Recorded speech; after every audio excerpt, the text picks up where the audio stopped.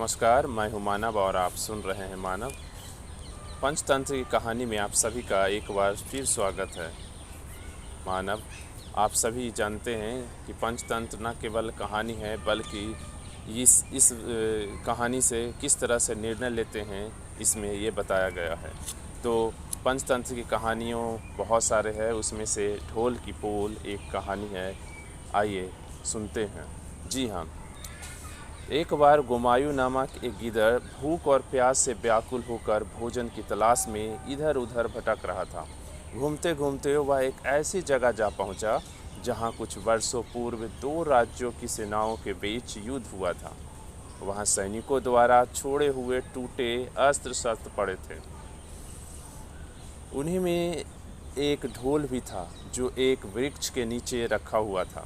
हवा से हिलता वृक्ष की शाखाओं जब उस ढोल पर टकराती तो बहुत भयंकर स्वर निकलता था। गिदर ने जब वह भयंकर स्वर सुना तो वह डर गया और सोचने लगा ये क्या है। किंतु दूसरे ही क्षण उसे याद आया कि भय और अनंत के उद्वेग में हमें सहसा कोई काम नहीं करना चाहिए। यही सोचकर वह धीरे धीरे उधर चल पड़ा जिधर से आवाज़ आ रही थी।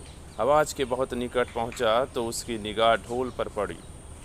सतर्कतापूर्वक उसने ढोल को उल्टा पलटा और पसंद हो गया कि आज तो कई दिनों के लिए पर्याप्त भोजन मिल गया है। यही सोचकर उसने ढोल के ऊपर लगे चमड़े पर अपने दांत गड़ा दिए। चमड़ा बहुत कठोर था, गिद्ध के दो दांत टूट भी गए। बड़ी कठिनाई से ढोल में छेद हुआ। उस छेद को चौड़ा करके गुमायूं जब अंदर पहुंचा तो यह देखा कि उसे बहुत निराश हुई कि वह तो अंदर से बिल्कुल खाली है। उसमें रक्त मांस मज्जा थे ही नहीं। यह कथा सुनकर दमकल ने पिंगला से कहा, इसलिए मैं कहता हूँ राजन कि किसी के स्वर्ग मात्र से ही भयभीत नहीं होना चाहिए, परंतु मैं क्या करूं? मेरा सारा अनुयायी वर्ग भयभीत होकर यहाँ से भागना चाह रहा है। मैं एकाकी यहाँ कैसे रह सकता हूँ? इसमें आपके अनुयायियों का दोष नहीं है। जब आप स्वयं स्वामी होकर डर गए हैं तो उनका डर तो स्वाभाविक ही है। फिर भी कोई बात नहीं, मैं स्वर के विषय में पता लगा कर आता हूँ। ठीक है, जाओ, प्रभु तुम्हारी रक्षा करे।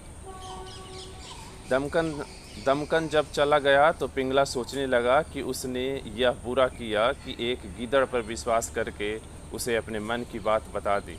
यदि दमकन ने मंत्री पद से हटाए जाने को बदला लेना चाहा तो फिर क्या होगा? क्योंकि जो सेवक एक बार सम्मानित किए जाने के बाद फिर अपमानित किया जाता है तो वह राजा के विनाश की ही प्रयत्न करता है। अतः उचित यही होगा कि किसी अन्य स्थान पर छिपकर बैठ जाए और दमकन की गतिविधियों पर नज़र रखी जाए। यह सोचकर सिंह वहाँ से दूसरे स्थान पर बैठकर दमकन के लौटने की प्रतीक्षा करने लगा।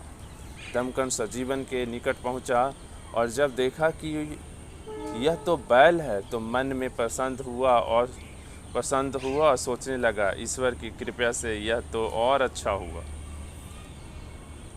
अब मैं इस बैल के साथ सिंह की मित्रता कराकर पुनः शत्रुता कराऊंगा और संधि विग्रह की इस नीति से पिंगला को अपने वश में कर लूँगा। इस प्रकार सोचता हुआ वह पिंगला की ओर चल पड़ा। पिंगला ने जब उसे अपनी ओर आते हुए देखा तो अपनी मनोभावों को छिपाते हुए पहले की तरह अपनी सेवक व्याघ्र, भालू, भेड़िया आदि को बीच आकर अपने स्थान पर बैठ गया।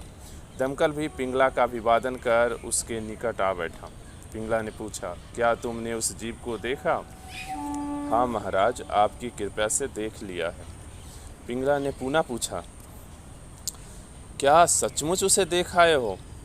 दमकल ने कहा, क्या महाराज के समक्ष झूठ कहा जा सकता है? कहा गया है कि जो व्यक्ति राजाओं और देवताओं के समक्ष झूठ बोलता है वह चाहे जितना भी महान क्यों न हो तत्काल विनष्ट यानी कि नष्ट हो जाता है।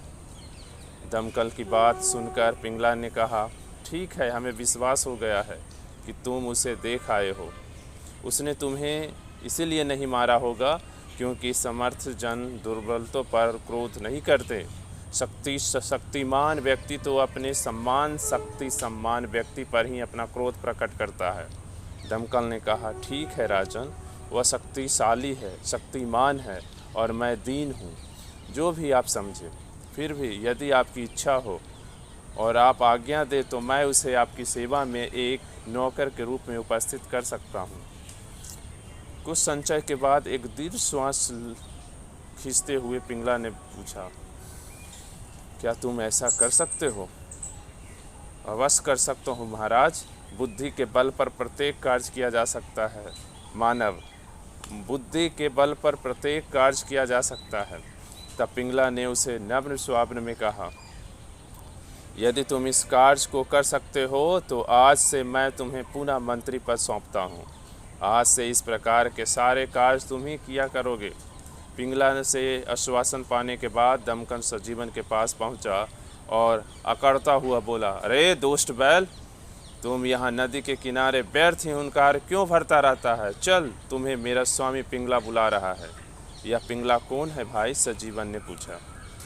दमकल ने सगर्व कहा, अरे तुम पिंगला को नहीं जानता? पिंगला इस वन का राजा है। चलकर देखोगे तो तुम्हें उनकी शक्ति का पता चल जाएगा। वह जंगल के जानवरों के मध्य घिरा हुआ वहाँ एक वृक्ष के नीचे बैठा है। यह सुनकर सजीवन के प्राण सूख गए। दमकल के सामने गिड़गिड़ाते हुए वह बोला, मित्र, तुम सज्जन प्रतीत होता है। यदि तुम मुझे वहाँ ले जाना चाहते हो तो अपने स्वामी से मेरे लिए अभय वचन ले ले। दमकल बोला, ठीक है, तुम अभी यहीं बैठ, मैं अभय वचन लेकर अभी आता हूँ। तब दमकल पिंगला के पास जाकर बोला, स्वामी, वह कोई साधारण जीव नहीं है, वह तो भगवान शिव का वाहक बैल है। मेरे पूछने पर उसने बताया कि उसे स्वयं भगवान शिव ने पसंद होकर यहाँ यमुना तट पर भेजा है, हरी हरी घास चरने को। वह तो कहता है कि भगवान ने उसे यह सारा वन खेलने और चरने के लिए सौंप दिया है। पिंगला ने दीर्घ श्वास खींचते हुए कहा, सच कहते हो दमन, भगवान के आशीर्वाद के बिना कौन बैल है जो यहाँ इस वन में इतनी निर्भरता से घूम सके? फिर तुमने क्या उत्तर दिया? मैंने उनसे कहा कि इस वन में तो चंडिका वाहन रूपी शेर पिंगला पहले से ही रहता है। तुम भी उनके अतिथि बनकर रहो, उसके साथ आनंद से विचलन करो, वह तुम्हारा स्वागत करेगा। फिर उसने क्या कहा? उसने यह बात मान ली स्वामी। वह बोला कि पहले अपने स्वामी के पास जाकर अभय वचन ले आओ, तभी मैं वहाँ जाऊँगा। अब आप जैसा आदेश दें वैसा ही करूँ।